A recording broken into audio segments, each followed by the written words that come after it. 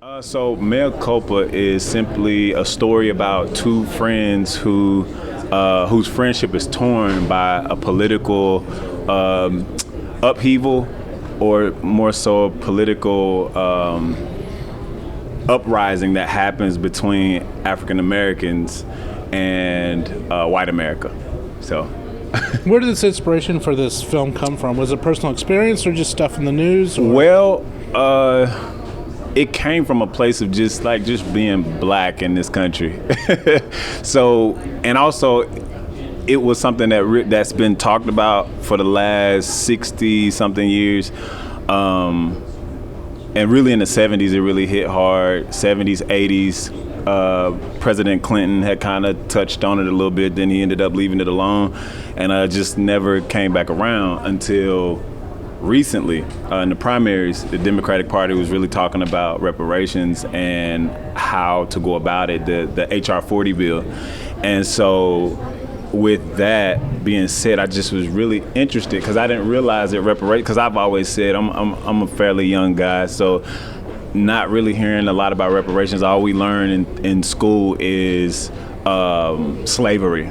We never know about black kings and queens or anything like that. And so all in all, there's this other underlining thought in my mind, which is, okay, is anybody gonna say I'm sorry for the last 400 or 500 years? Is anybody gonna apologize? And so in doing my research, I learned about the HR 40 bill that's constantly been passed on. Congress that hasn't been put together, keeps falling apart, and nobody really wants to pay. And so in my imagination, I was always taught as an actor, the what if. If your what if is really strong, you would be an amazing actor. So my what if as a writer and director, also co-written by Tracy Comfort as well. She's a local Memphian as well. I'm not, but she is. But I kind of wanted to just go there, like with my what if, and say, okay, what if they don't pay? What if nobody wants to entertain reparations? What if nobody does this? So this is what would happen. So I came up with Black Nationalist Regime. It's not a real thing, but it was totally fictional. Yeah, but definitely believable because Black nationalism was a real thing. I did a play called The Meeting, written by Jeff Stetson, where I played Malcolm X. So I had a lot of that in me still. Like, you play Malcolm X, and if you're serious about the craft, you do your homework. And it made me really dive into a lot of the content that was going on in those days, and then all the way to now, reparations. I had no idea it was a big conversation topic right now. So that's how we kind of fell into it, and we wrote it, and the actors loved it, and we made it happen. It was a very powerful film. I mean, so many powerful scenes. What is your favorite scene out of this film? What stands out to you? The moment. What stands out? That's a great question, because I mean, from the beginning to in the scene where there's supposed to be a little comedic relief in the very first 3 lines, where she says, "I bet you're like 15% Ethiopian." Like, this white woman is like 15% Ethiopian. Ancestral.com. Right. Ancestral. Right. Yeah. So just introducing a theme at the top of the film, like really understanding how to work a short film in a short amount of time. So I try to stay under the 7 minutes. I was pushing it to 9 minutes for me, but I try to stay under 7 minutes programmable length. When I watched in the theater last night with a bunch of people, it was a packed house, is that, you did have some comedic relief with Ancestral.com. Right. And, you must be 15% Ethiopian, because that's what we're seeing and hearing. And it ended there. Yeah, but, what was really powerful, too, was when the African-American woman stripped her friend down. Yes. And that's what happens typically when you enter jail or prison. Exactly. Is you have to take off everything. Yes. And to me, I heard some gasps. I heard some like, oh my. Yeah. And the woman, the African-American woman, very strong. I Yes. mean, you guys put her in a very good light. I mean, you just did a very good job with her Yes. character. She was strong, but she wasn't like making fun of her, you know, and she Right. wasn't like antagonizing her. Right. She was there to do her job. Yes. And to serve justice. Absolutely. I mean, tell us a little bit about that scene, and you know, So I thought it was a very powerful scene, but very tastefully done. But what I really liked is a strong black woman Yes. that you typically do not see in movies today or in yesterday. Thank you so much for that. All credit to Tamiko Steele. She's an amazing actress. She's from Nashville, and Rebecca Lyons. They both are incredible. So when I sat down to write my draft, I automatically knew who I wanted to work with, you know, just outright. And Tamiko's very busy in the theater world in Nashville. Rebecca's traveling, always traveling, doing stuff in LA, Atlanta. And so just to be able to catch them, everything is, you know, has a purpose and there's a divine plan for everything. And so it was just meant for them two to meet. And so that scene, when you say that scene was the toughest for me, because I'm such a people person. I love everybody. I don't care where you from. I don't care your sexuality. I don't care about none of that. That doesn't matter to me. So I didn't want anybody to think anything ill of me. Right. The fact that I come back the second year, because last year's film was like intense, but I think this was, I would say, double the intensity, just for that simple fact of that scene. But I wanted heart there. I wanted so much heart there. I wanted to see the friendship more than this political thing that's going on, this takeover somewhat. So it's kind of like reparations meets a nice version of Purge, you know. So the Purge. So it's.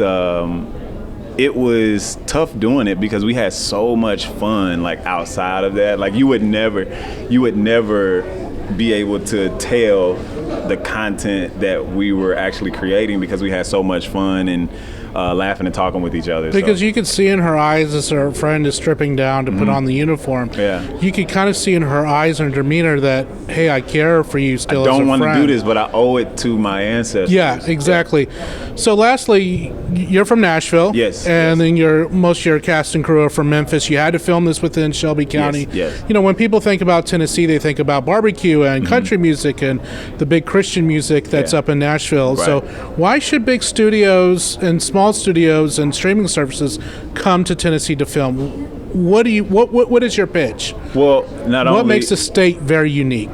Well, what makes the state unique? To be completely honest with you, I'm not much of a fan of Nashville. I'm from Nashville. I love my city, but as far as the film community, and I'm so vocal about this, so people might like have something to say, but I love Memphis because Memphis has been so receptive. Why should people film here in Memphis Because and not Shreveport or Bossier City or, you know, Atlanta? Because the city is beautiful. It's beautiful. I had this stigma in my mind. Like I always say this. I had this stigma of Memphis from First 48, and I was kind of scared. I was kind of. I watched that show too. Yeah, so I was kind of scared to come to Memphis. But when I came the first year, we stayed in the gentrified area. But there's so much story and heart everywhere here, even in the rough parts as well. Stories that need to be told there that that nobody really gets to see. But Memphis is overall. People should come to Tennessee to tell the right stories in the right place for what the story calls us for. Because I feel like Tennessee is one of those places. Memphis is a place where you can play for anything, but Nashville is always seen as country song and the music scene. Yeah. So, yeah, Memphis is a beautiful place, and you should film here just because it's the place to be. You can get whatever you're looking for.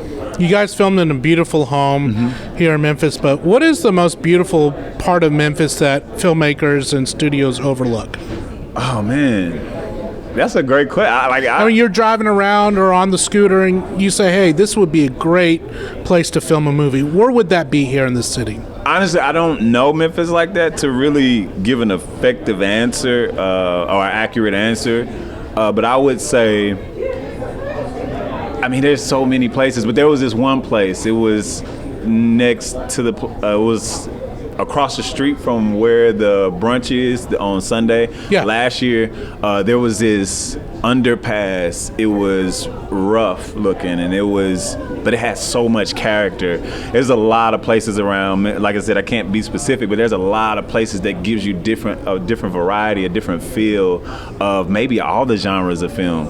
So, it's a wide array of like different locations and backgrounds and backdrops, So Lastly, what's next for you professionally?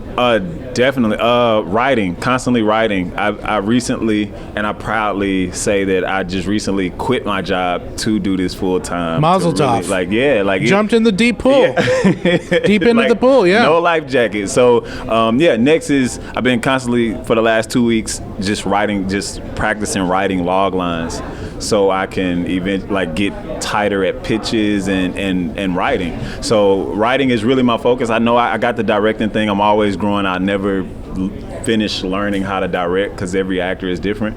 But I'm constantly just trying to kick out more content, and that's exactly what Memphis and just the world is going to get. All right, one last question, I promise. So okay. You jumped in the deep end of the pool, no life jacket. What are you feeling emotionally right now? Because you left a job, probably with health insurance, Yeah. a decent paycheck, job security. Yeah. What are you feeling right now? Why should people take that jump? You seem happy. Yeah, no, I'm so relaxed now.